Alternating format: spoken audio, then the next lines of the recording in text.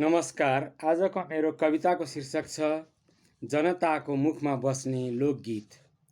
भाका त्यो सुरिलो सुबास सरी भो, डाँडा पुरै हल्लियो, तारै त्यो मुटुको बिछट्ट शीतले गुन्ज्यो नि उल्कै भयो।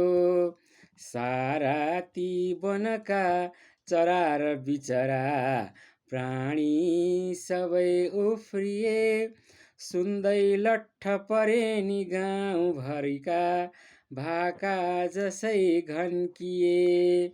छाप्राका वनिता र बाल सबका आँखा यसै तन्किए, सारा ती युवती युवा र घरका मान्छे सबै लट्ठिए।